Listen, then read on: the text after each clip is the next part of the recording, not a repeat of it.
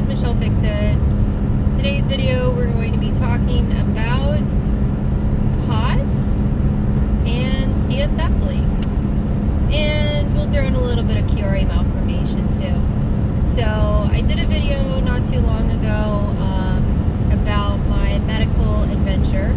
And you guys get to have this video be while I'm driving, because I don't get much time where I'm just like idle and sitting, unless I'm laying down, which will come in a little bit for the video. So if you find yourself fatigued, tired, just generally not doing too well, maybe you have an erratic heart rate. Sometimes you have tachycardia moments, sometimes you have bradycardia. Tachycardia is when your heart is racing. Bradycardia, might be saying it wrong, not a doctor, is when your heart rate super slows down. Low blood pressure, like not, oh, your blood pressure is low and that's good, but like low blood pressure where you feel like you're gonna faint, or you feel a little dizzy, or you feel a little funky. Yeah, I see that car over there, he's messing everything up. He's actually not going the speed limit, because I just realized that I am going exactly the speed limit. Anyways, so for a long time, I have been on a medical quest trying to figure out what's wrong with me, because my body and my mentality do not match up. And I have had different bouts of getting really messed up versus just a little messed up and downright non-functional, and tried caffeine, no caffeine, tried being on a super healthy diet, tried eating just junk, went to the doctors, tried a bunch of different stuff, and I have finally landed on my version of the gauntlet, which is a CSF leak.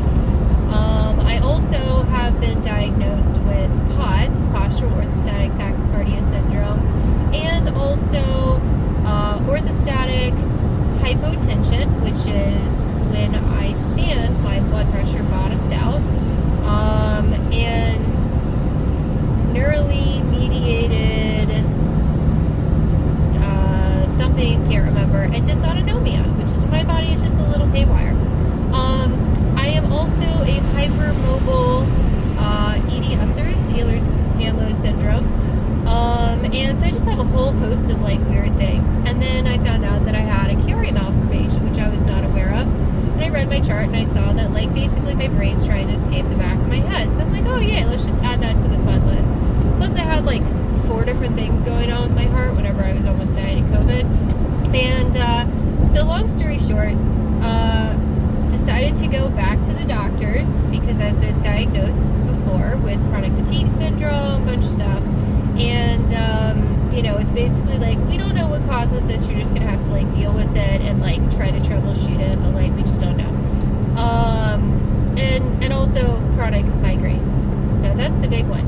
And I never made the correlation that my migraines, were, for me, I'm probably too long. I just really didn't get it. It took me figuring it out and watching lectures and everything else. So, I have been officially diagnosed with a spinal CSF leak. I have a neurosurgeon, and he basically gave me the option, because it took a while to find him, and then I was excited to find him, and then when I found him, I thought it was going to be harder to like get diagnostic stuff going, and he has made it very streamlined and very easy. And he was basically like, yeah, you definitely seem like you have a CSF leak. Let's start getting some images. Do you want to just do a blind blood patch and try to start, shooting in the dark? Do you want diagnostic criteria so we can do targeted ones, or see if you have like, one of the other things that could be going on with the leak? Because you can leak from just a puncture, you can leak spontaneously, you can have venous fistulas, you can have a lot of different stuff going on. And I was like, I'd like to try to do some of the diagnostic criteria. And so we started off with an MRI, and I thought that we were going to do the normal game of like, we get the MRI done, and it took months to get the MRI done from seeing him to scheduling, or being able to get it. And then it was going to include the Burns score. And the Burns score is a score between 0 to 9 that rates like your likelihood of having a CSF leak, 0 being the least amount of likelihood that you have a CSF leak, to a 9, which is like, yeah, there's a really high chance that you have a CSF leak. And there's like a middle of like intermediate, and it's broken down like that. Or like there's one that's, so it's like highly unlikely is 0, and then it's like a little likely, and then elevated risk, which is like intermediate, and then high risk. So my burn score, like I was able to get into, it's not my chart, but I was able to get into their equivalent of my chart, and my burn score basically indicates that I probably have a CSF leak. And so I was like, yay! Now I just have to call my doctor and schedule my appointment, talk to him about that, and then figure out if we're going to do a blind blood patch, or if we're going to move on to a myelograph or a CT. Oh geez, I forgot. I've been upright for too long. It starts with a C. CT something. And so I scheduled my appointment, and I was really trying to weigh out the pros and cons, because when you have either the myelograph or the other one, cisternograph, I think, they're going to go into your spinal cord, and they're going to inject you with dye, and that has a high likelihood, according to the other leakers that are out there on the groups, of creating another leak. And so some doctors' protocol is to do a blood patch immediately after that test. Some doctors' protocol is not to do it, and some people are worse off after they get that very invasive testing done, with the hope of being able to really lock down where they're leaking from.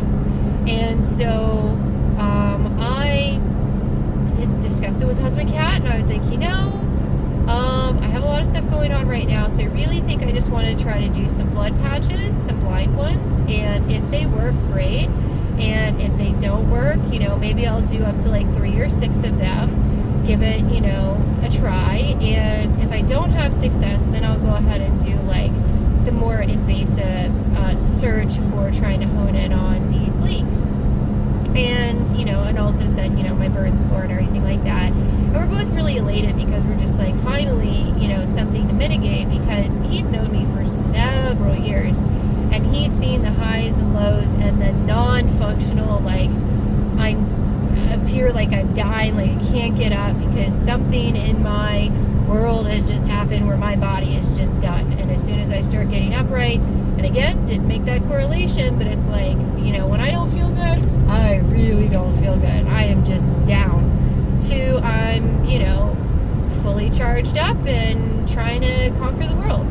And he's like, I would like you consistently to be like good. So let's do whatever we have to do. Like, we were talking about maybe me flying out to California or something to go and see one of these, special doctors to try to get somebody to fix me. Because I was worse after Charlie. And that's my baby. I was worse after having him. And again, I didn't make that correlation, but you live and you learn, and you don't get loves. And so, I got a call today, and normally I screen my calls, but I was in the mood of like, I'm just going to answer my calls today, and if they're telemarketers, then I am going to get on the do not call list, and if they're not, like it could be somebody for one of my dad's appointments, I'm just going to start answering my calls. So, of course, one of the calls is from my neurosurgeon's office, and they're like, hey, we want to schedule you for your CT cisternograph. And I was like, what? They're like, yeah, because of your MRI and your burn score, he wants to go ahead and move forward with this. And I'm like, So I put her on hold for a little bit, and I talked to my husband, because, like, I have to have, it's not, you should have somebody drive you, and then you should like lay flat, and there's a lot of stuff that you should do. And so I was kind of freaking out, because I'm like, I really don't have time to do this right now, and I really wanted to do the safe route. And my husband was like, just do it, because he's also going to be going on travel, but my dad's here. So we've developed a plan, and it's basically going to be that my husband Kat is going to come out to Baltimore, and he's going to spend the night, and then the following day he's taking off work, he's going to drive me to the hospital, and I'm going to have the test, and then I will have to lay flat for a couple of hours after the test, so that hopefully I don't have a leak or something like that happen, a new one. And then I'm going to have to be transported back to the Baltimore house. And according to all the groups and the people on the groups, it is best to lay flat for like 48 to 72 hours so that you don't end up in worse shape than you were before you had this test done. So I'm going to follow those protocols, and after I get the test done, I'm going to tell you guys all about how it felt, how it was, and, you know, if there's any, you know, if at the time of that videography, I know where I'm at with that, then I will let you guys know, like, yay, they found the leak, no, they didn't, boo, yay, whatever. But I'm telling you guys all this stuff because every time that I start having a little bit of free time, and I'm like, because I have a lot of lay down periods throughout my day, like, I'm right now really unhealthy with my lay downs, and I say that because I get myself on the cusp of having a migraine because I've been upright too long out of necessity because I have so many obligations on me right now that my head feels like it's on fire. And so then I am forced into a longer lay down period, and that's when I decide to research different things. And there are a lot of people that had COVID, whether it was long or severe or normal, and they have POTS now. So POTS is becoming very mainstream, very similar to how like celiac disease was not for a while, and then it, you know, gluten intolerance and sensitivities became more mainstream, and then all of a sudden you start getting better selection with foods, and so it feels really similar.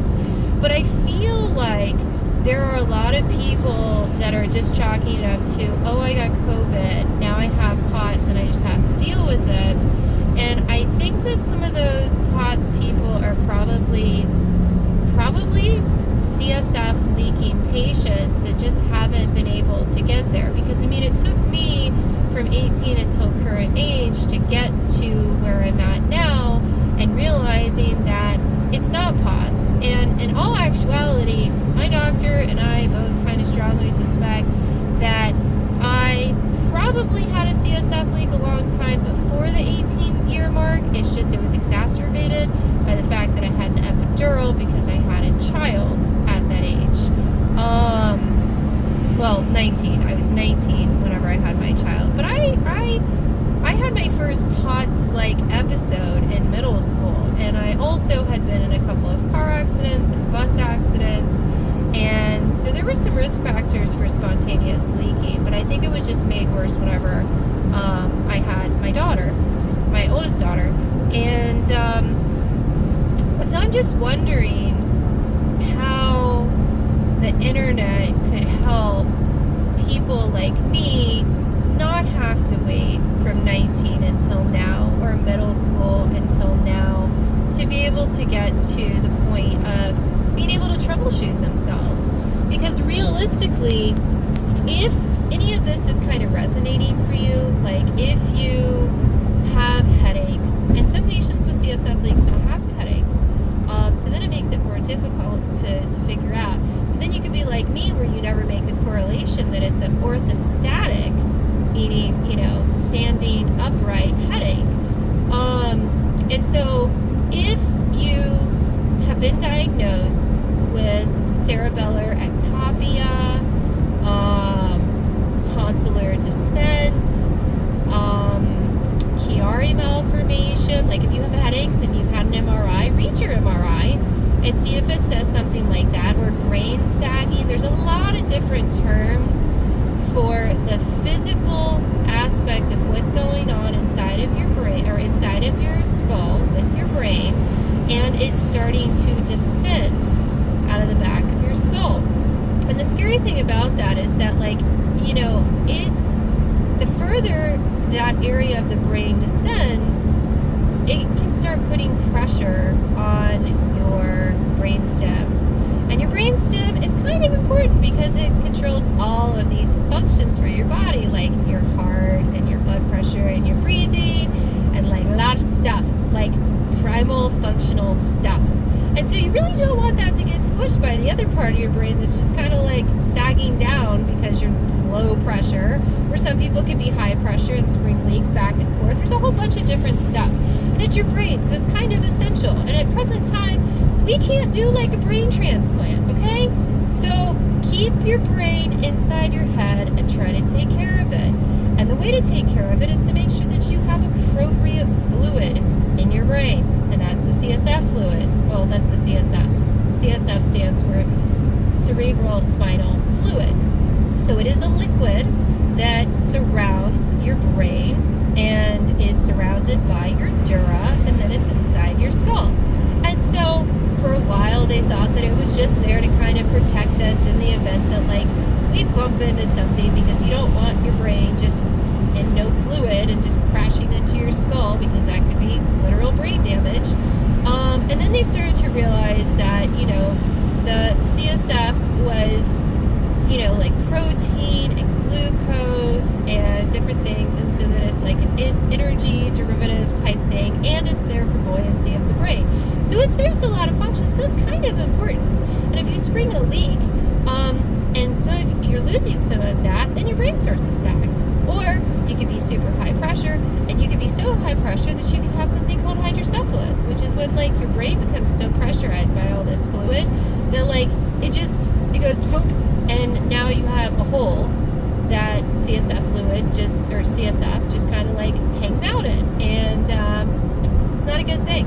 So there's a lot of big things going on with the brain that like we as people just don't understand, because we're taught to really pay attention to blood sugar, blood pressure, heart rates, don't have too much sodium, you know, electrolytes, vitamins. And I think we're kind of bypassing like a very critical organ that controls so much functionality for your whole body. And I'm not discounting or saying that like your heart or your liver or your kidneys or any of that stuff is not important. But again, we don't do brain transplants. And you can, you know, get a new heart. Yeah, it's hard to do. You got to be on a list for a while, and it requires a fancy doctor. But like, if your brain's not working, your brainstem is not working, like you start losing functionality on stuff. And then like personality, lots of different things, whole person stuff. Like, you know, the Egyptians totally got it wrong with the brain not being important and just like scrambling it up like it's eggs or something and whisking it out of the nose. And like, we've come a long way since the Egyptians, so we really need to start paying attention to what's happening inside of our skull, because it kind of is important and relevant to the rest of our body. Anyways, I digress. Let's go move back on to POTS and CSF link stuff. So POTS people typically will have issues where their heart will be racing or it'll drop out. Not like the heart leaves your body. No. We're not going to sit there and like go into some type of weird conspiracy stuff with that. No offense, conspiracy people. I have some people that I love that are very big on conspiracy stuff. However, pause for effect, POTS people will have their heart rate drop, their heart rate go up, because it's postural orthostatic tachycardia syndrome. So primarily, it's that if you're going from a laying position to an upright position, I think it's like your heart rate has to go up at least 30 beats per minute with an increase. And so mine was doing that. But then there's this other thing, the postural hypotension, which is low blood pressure from being upright. And I knew I had that as well, because, you know, I've been troubleshooting myself for quite some time at this point. So you could have those two things separately. You could have those two things together. But there's this fantastic doctor named Dr. Carroll, Dr. Ian Carroll, that's in California, and he basically is kind of beating the drum saying, you know what, I think a lot of POTS people are CSF leakers, and I'm going to go on a quest to try to find all of them and fix them, because this stuff happened to my daughter, and I got really mad, and I'm a doctor, and so, like, why can't I, like, figure stuff out? And so if you have POTS, like, it's, you know, it's the heart rate stuff, it's the general fatigue, it's brain fog, it's all these bad things, like, and when you read about it, it sounds like the joke of mom brain. It does. It sounds like the joke of mom brain. It sounds like chronic fatigue syndrome. It sounds like a lot of things. And then in the literature that you read about, when you go into POTS stuff, it says, oh, it's commonly misdiagnosed as chronic fatigue syndrome, fibromyalgia, and like I've been diagnosed with both of those. Sometimes people get diagnosed with migraines, and it's like it goes by so many different names. But for right now, you know, the general consensus is POTS. And then when you finally land on it, you get all excited because you're like, yeah, I finally found out what's going on with general diagnostic criteria, you got to get the tilt table done. That's the gold standard of treatment to say, yeah, you have this, like, used to be super rare thing. Because when I first found out about POTS a long, long time ago, it was deemed as being very rare. And when I first found out about celiacs, it was also deemed as being very rare. There's a lot of things that I've had that have been deemed as very, very rare. And then all of a sudden they become more and more common. And now it's like, oh yeah, everybody's got POTS. So when you finally get to that big shiny diagnosis of POTS, you're basically told, hey, you know what? We're going to put you in some compression pantyhose or some compression shorts. Let's do some abdominal binder stuff, which some of this stuff I had not researched and found. I had basically found, like, you're going to have temperature sensitivities, like a whole bunch of different stuff. And it wasn't until I had doctors that actually solely treat these types of conditions, or this condition specifically, did I find out that there were, like, some magic things that, like, might make my quality of life improve. And so I've been really trying to figure those things out. Turns out that I'm just typically hyponatremic, and, like, POTS people need way more salt than people. And hyponatremia is when you have, like, chronic or acute lack of sodium. Like, you just have too low a sodium, and I'm a carrier of a salt wasting disorder, so it only makes sense that I would be symptomatic of that, even though, like, some doctors say that I shouldn't be, and some doctors say, no, if you're a carrier, you're probably going to be symptomatic to a certain extent. And evidently, I am super symptomatic because I am taking in so much salt in all of my fluids and all of my food that I'm so sick of salt, and I just don't want any more salt. And I still am hyponatremic, so now I'm taking salt pills. And it turns out that when you look up Himalayan salt pills on Amazon, you will find some of the little CSF people, the CSF leak people, and you will also find some hyponatremic people in the reviews, and you will find POTS people in the reviews. So I was late to that party. So if you think you have POTS and you haven't tried to up your sodium, try to do that.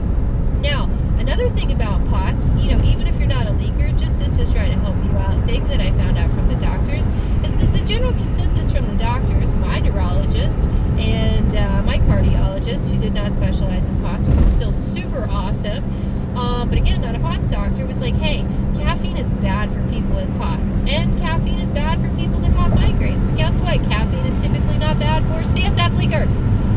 So there are some people that respond very well to caffeine for POTS. And there are some people, a lot of people, that respond very well with caffeine for CSF leaks. And that's because the colloidal, probably not saying this right, the colloidal nexus, which is in the center of your brain, which is the producer of the CSF, I want to just call it CSF fluid, but that's so redundant. The cerebral spinal fluid producer, the colloidal nexus, it's stimulated by nicotine and caffeine. And yes, that is the Michelle Fixit opinion. However, pause for effect. If you start to research that for just a second, you'll see some neurologists and neurosurgeons that actually have put that out there. So even though it sounds like it's a far-fetched idea, you have certain doctors that only specialize in certain very specific things, and they are working towards doing work on very specific things. But for some reason, because you're talking to general neurologists or general neurosurgeons, sometimes that information on those very specialized things doesn't make it across their desk where they get updated with these things. So take it with a grain of salt or don't. It doesn't matter. But if you have POTS, you should probably take that grain of salt and a bunch of other ones to see if it helps your body's situation. Ha ha ha, I was trying to be funny. Anyways, we are now in the city of Baltimore, yay, or on the outskirts of it, where there is currently a huge crisis going on with the bridge, which I really want to go see just because I'm nosy, but also just to feel small. Let's move back to the POTS. So, POTS treatment, to try to gain a little bit of quality of life, is basically lay down when you feel dizzy. Well, you know what? That's the same thing that you should be doing if you have a CSF leak before you get patched. It's increasing your salt, maybe your caffeine if you're one of those people that needs it, abdominal binders. If you look at this stuff and then you look at chronic spinal CSF leakers, the treatments are pretty much the same. However, the big difference between POTS and CSF leakers is that if you put the symptoms on a chart side by side, they're pretty much the same. If you put the treatments side by side, they're pretty much the same. However, the big discerning factor to separate the POTS from the CSF leakers is that if you can find your magic neurosurgeon or your magic neurologist CSF leaks, you can get patched if you're lucky. So there is actually a treatment to seal up the leak. So if you have a regular leak, you could try the route of a blood patch, a blind blood patch more specifically. And if you improve a little bit, hopefully you don't blow that patch. And then if you get enough patches, then you might be able to seal up your leak or leaks and then hope that you don't get another one. But if you're a hypermobile person or an EDS, or you probably are going to get another one, but at least again, there's a way to treat it. If you're a little unlucky, you might have a venous fistula or a Pavlov cyst or another thing that I recently found out about, but I can't get the name of it to stick in. But it's basically different types of leaks. So if you can find the different type of leak or the type of leak or the location of the leak, then you can get targeted blood patches. And if you have a targeted blood patch and you patch that hole up, then you will feel better. And that is something that they can't really do for POTS. You just kind of have to deal with it. And if you actually get a POTS doctor like I did, I now am part of a very fancy hospital's POTS clinic. And that very fancy POTS clinic place put me with a POTS clinic doctor.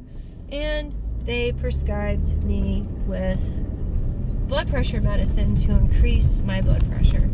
And being that I know a ton about how my body feels when I am upright and when I'm high pressure, low pressure, need to lay down, this, that, salt intake, caffeine, trying to really regulate it. And also symptomatically, I know where I am based off of visual disturbances that I can get because I get flashers and floaters whenever I'm low pressure, and my vision starts to get a little blurry when I'm a little too high pressure, which doesn't happen very often because something happens with my leak where once I pressurize enough, I leak out really fast. I'm kind of weird. I'm probably going to end up having one of those Pavlov cyst things or a venous fistula. I don't know, but it's irrelevant. But basically, when I take the blood pressure medicine to increase my blood pressure, I get thrown into high pressure with my CSF, which I find to be very interesting and very unnerving because when you're super duper high pressure, you can get a different kind of headache, and then it's kind of weird. So, yeah, those are your options. If you have POTS and you're okay with just trying to use compression pantyhose or compression shorts or abdominal binders, upping your salt, maybe your caffeine, depending on if it works for you or not, laying down every time you start to feel really funny, and never eating a big meal because that will super POTS you, and just like not being able to trust what your body's doing from here to there to wherever, then this video is not for you because you are completely happy with how your body is. Me, I am not. So if there is something that shares all the symptoms that I have, and then I can test it home, because like, you know, next time you don't feel good, lay down, see if it works, and lay down for a while. And if you start feeling all tingly and you start feeling all good, and like eventually you feel the need to pee, and then you just keep laying there after the urge to pee, and I know that sounds really weird, but like that's one of those things. But like if you sit there and let your body super duper pressure back up again, and then you feel great, and then all of a sudden like you can feel it starting to wane on you, and you're like, no, what happened? I felt great, now I don't feel great. Don't mistake those symptoms for POTS symptoms. Think CSF leak. Like really, really, really think CSF leak. And then if you really want to go for the gusto and maybe like get a doctor's attention or something, you can look up the 48-hour flat test, because that was derived from Dr. Ian Carroll as a way to kind of like point out that like people may have CSF leaks and spinal CSF leaks. Just a leaker, just a chronic leaker, whatever you want to call it. You're a leaky person. So you can do that and then make notations, or, you know, there's like a YouTuber out there that like recorded her little thing. I have been a bad CSF leaker.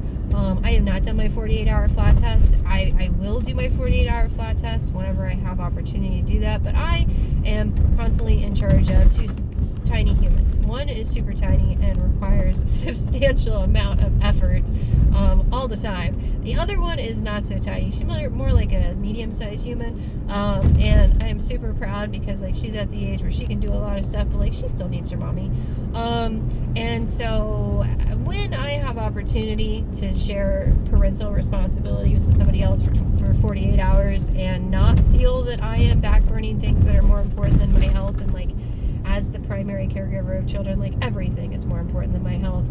And, you know, there's just so many obligations. It's really hard to do. But anyways, if you have opportunity, do the 48-hour flat test and print out the little thing, make notations, record it if you need to, and then feel free to bounce back over to my video and be like, hey, I did this. Like, what do I do with this? And I'll tell you the same thing I'm going to tell you right now, which is, like, you need to find a CSF place. And I can refer you to different sites, and I guess I'll add those to the video. But for me, the big thing was there's something that shares all the symptoms that I can feel the difference with my body, and it's not a mind over matter thing. It's not a psychological impacting physical. It's something that I can put my blood pressure cuff on and show how stable and not stable I am and everything else. And like, I don't know, it's this light at the end of the tunnel that I can chase.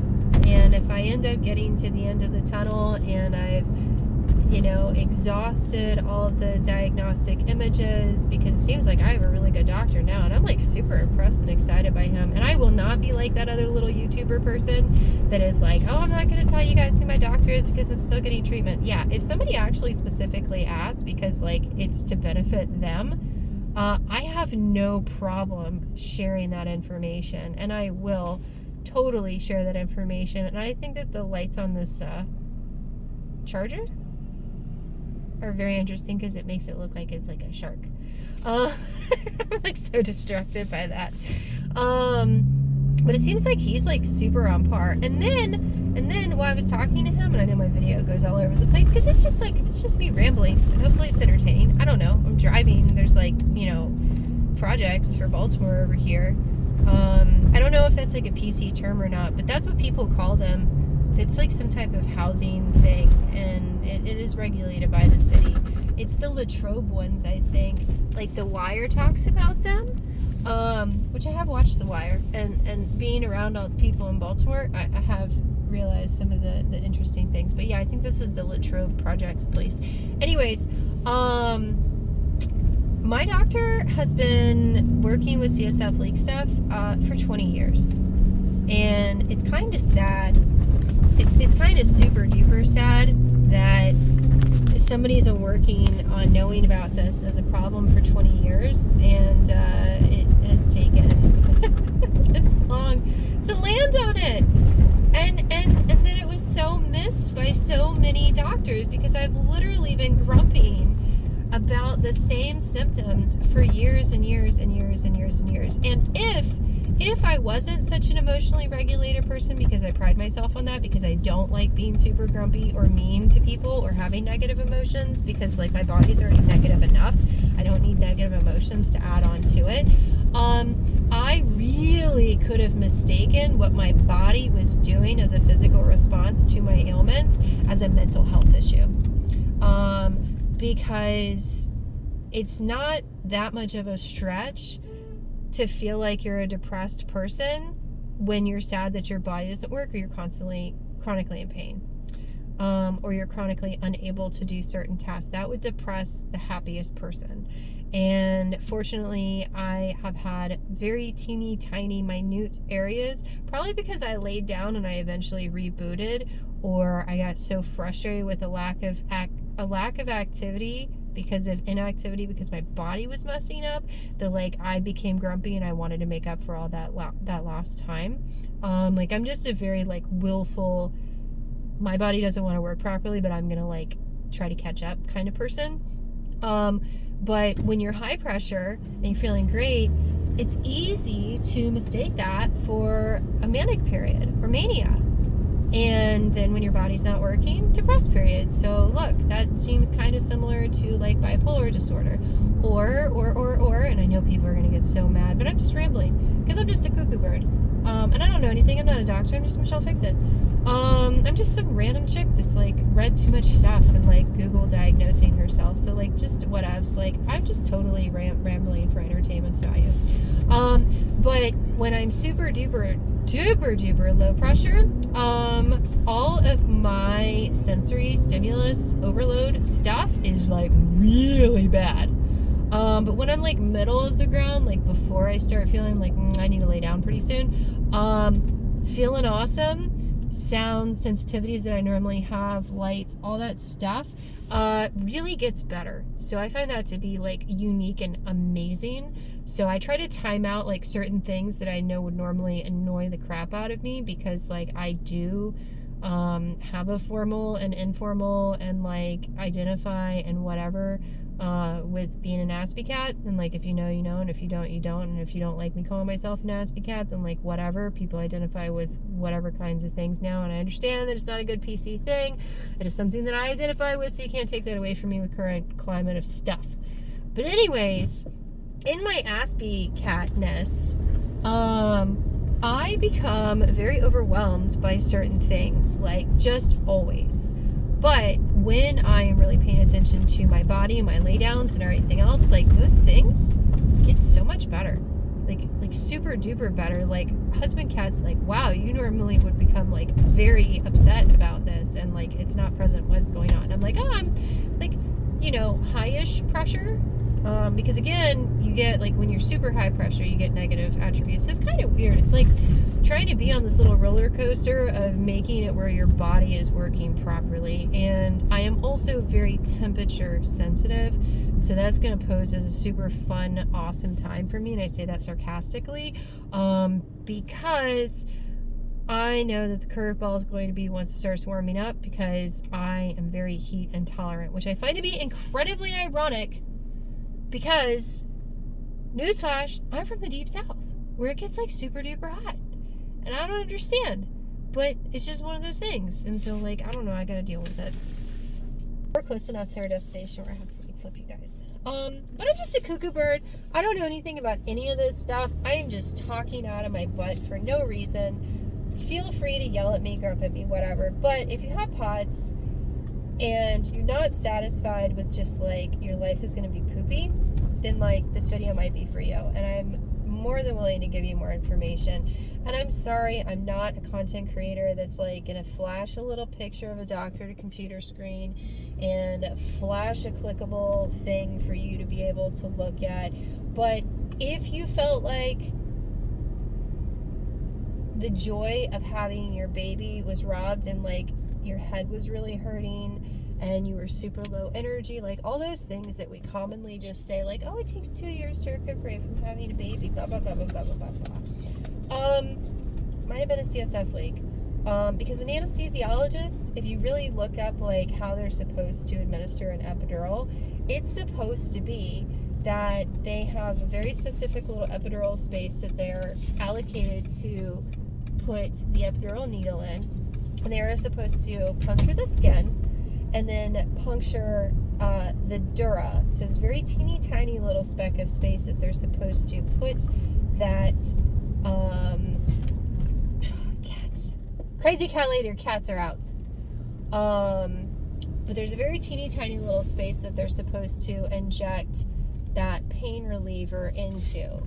And then if they go past it, and we're talking like super small space, if they go past it, then what they will do is they will puncture your spinal cord. And if they do that, they can create a CSF leak. And a lot of anesthesiologists are not going to want to say that they did that, because that's admitting that they didn't do their job properly, and they're a doctor. And so no offense, doctors, you guys don't like admitting when you have boo-boos. And I get it, because like you can get sued and like malpractice and like all these different things. But like as a preventative measure, how cool would it be if we did an epidural for a baby? Which a lot of women are trying to get away from epidurals too. But then like if you're a spontaneous leaker, when you're like pushing, you can still like pop a leak because like pressure and everything. Read up on it. I'm not a cuckoo bird. How great would it be that if after you have your epidural, we do a preventative blood patch, and we just say, you know what, just in case, let's do that. Because how many women, and again, not saying that certain things don't exist, bipolar, absolutely, get it.